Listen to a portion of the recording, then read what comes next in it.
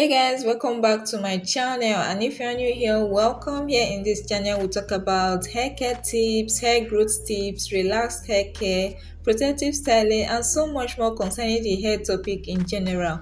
So if you know you are interested in this type of content, consider subscribing to join the family. So in today's video, I'm going to be sharing with you guys some of the causes of hair breakage. I've already made a video on the causes of increased hair shedding, so you can check that video out if you're interested. And in case you've not been following me and you missed that video, yes guys, there's a difference between hair shedding and hair breakage, and I already made a video on that. It is normal for your hair to shed every day, and this happens when a hair strand on your scalp has completed its growth cycle. And when this happens, it's expected that you shed about 20 to 100 strands a day depending on the individual. So that's why it's possible that even if you don't do anything to your hair, comb your hair, manipulate your hair, even if you tuck your hair away in a protective style, after taking down the protective style, you are still going to see hair coming out, because it is normal for you to lose hair daily. And like I said, this happens when your hair has completed its growth cycle, and I already made a video on the science of hair growth, so you can check that video out if you're interested. But hair breakage, on the other hand, is what happens when your hair strands have been weakened over time due to friction, manipulation, and so on. So this is not normal. In contrast with hair shedding, hair breakage is what you can cause and is what you can prevent at the same time. So that's basically the difference between hair shedding and hair breakage. If you want to know the detailed difference between these two forms of hair loss, you can check out that video if you are interested. And also included in that video, you'll be able to tell if the hair you are losing is from hair shed or is from breakage, because hair that is lost from shedding and hair lost from breakage actually have different characteristics. So you also find out that in that video. So let's get started in today's video. Like I said, today's video we're going to be talking about the causes of hair breakage. So the first thing I'm going to be talking about that can cause hair breakage is excessive manipulation. Like I said, hair breakage occurs when your hair has been weakened over time from friction, manipulation, and all that. Even washing your hair can become excessive. So it's good we cut down on manipulation when it comes to hair care, and that's why I always advocate for protective styling, because when your hair is in a protective style,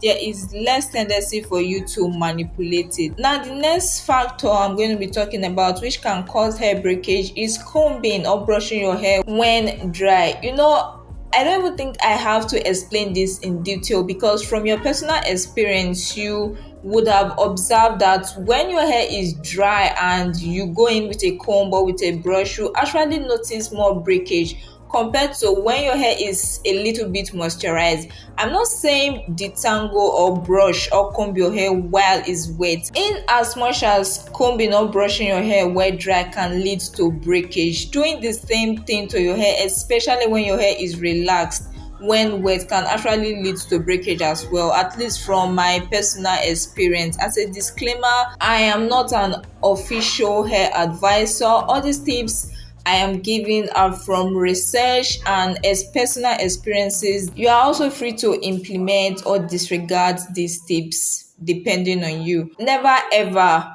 detangle, never ever comb or brush your hair when dry. Don't even think of doing that when wet as well.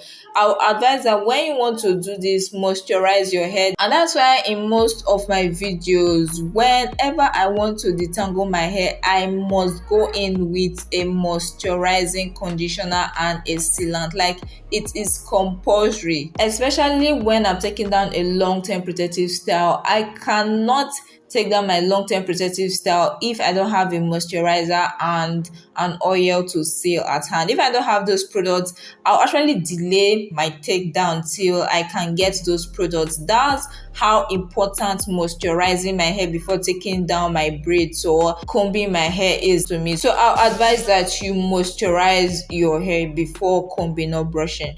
Now, the next factor I'm going to talk about which can cause hair breakage is roughly detangling your hair.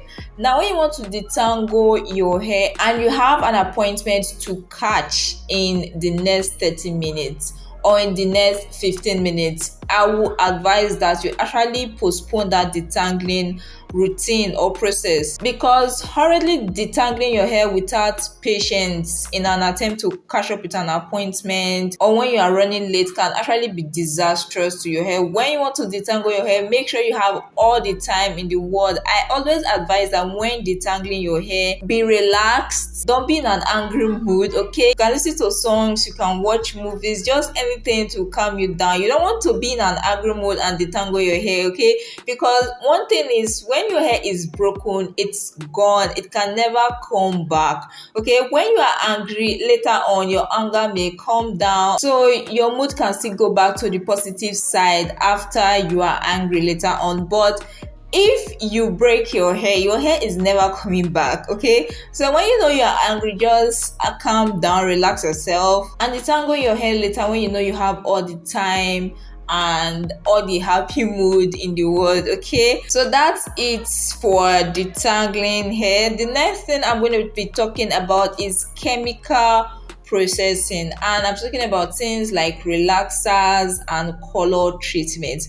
Okay, don't get me wrong here. Okay, I am a relaxed girl. I'm not saying relaxers are bad, but it depends on how you use them. If you abuse relaxers, your hair is going to pay dearly for it. That is a fact. Relaxers are chemicals that actually break down the natural protein bonds in your hair, so it's not something to be joked with or abused. In fact, I'll advise that if you know you are going to abuse relaxers, or if you know you are not going to use relaxers properly, just stick to being natural. Okay, because when you decide to go relax in an attempt to manage your hair better, to lessen the breakage, the tangling and all that, and you don't know how to use relaxers properly, it's going to give you a negative result. Okay, so make sure you carry out your research properly before going in with a relaxer. I have tons of videos on my channel on relaxer tips, on precautions to take when relaxing and all those, so you can check those videos out if you're interested. And one thing when it comes to the use of relaxers is that relaxers is not something you should apply on your hair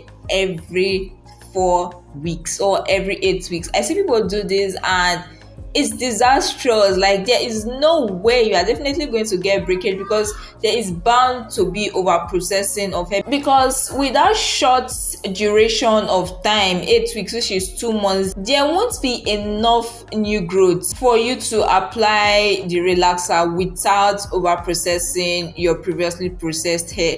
So that's why I advise that you can stretch your relaxers, but stretching your relaxers is another ball game entirely, and there are tips to consider when you want to stretch your relaxers. I have videos on this already, so like I said, if you're interested, you can check those videos out. I went in details in those videos, so we are not going to waste much time on those. Now the next thing I'm going to be talking about is heat damage. I use heat on my hair. Heat can actually be nice on your hair when used properly.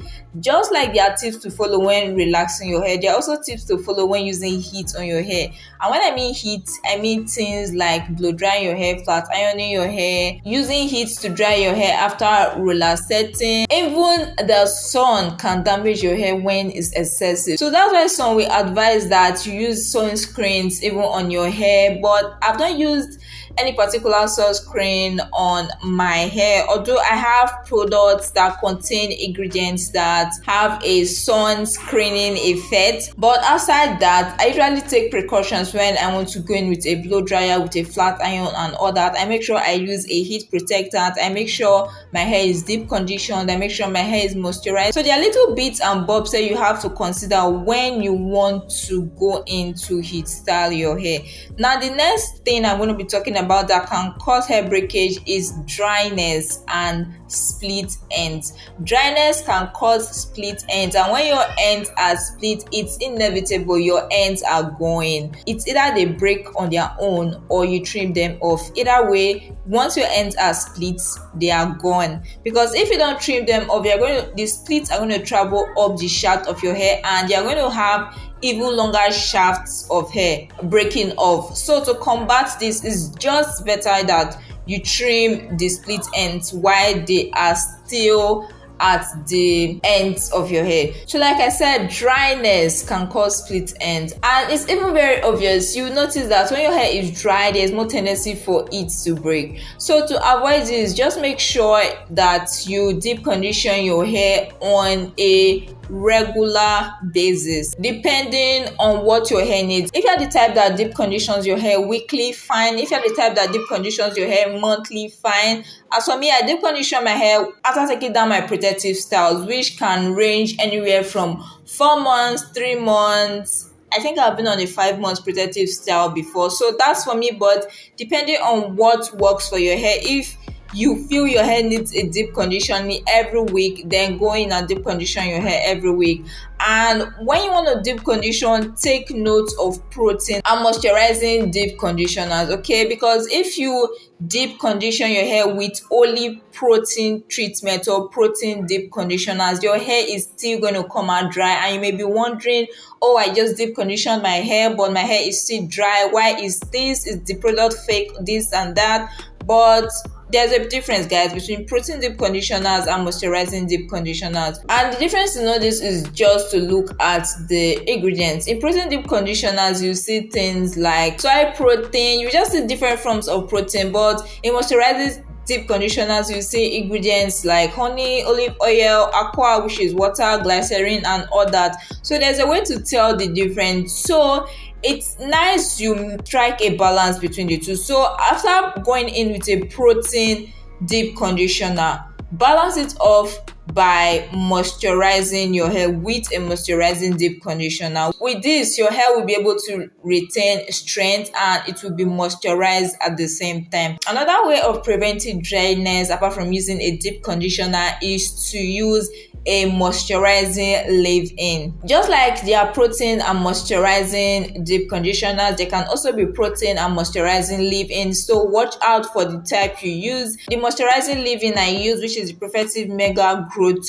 Daily Leave-In Straightener, has both protein and moisturizing ingredients in it. So that's why I love using it, because it gives me both that protein and moisturizing benefit. And as a disclaimer, this is not a sponsored video, but it wouldn't be bad if Mega Growth sponsors me. Okay, Profectiv Mega Growth, I've talked about your products a lot, so let's work together. DM me. Now, the next tip I'm going to talk about is nutritional deficiencies. This should be self-explanatory, okay? Because what you take in is what is going to reflect out. If you take in junk, your hair is going to give you that back. So make sure you take in the right nutrient. Make sure you take in enough water. Hydrate a lot. It's advisable that you drink about 3 liters of water per day. Then eat a lot of protein. Eat a lot of fruits and vegetables. Just eat a balanced and healthy diet, and it's definitely going to reflect in the health of your hair.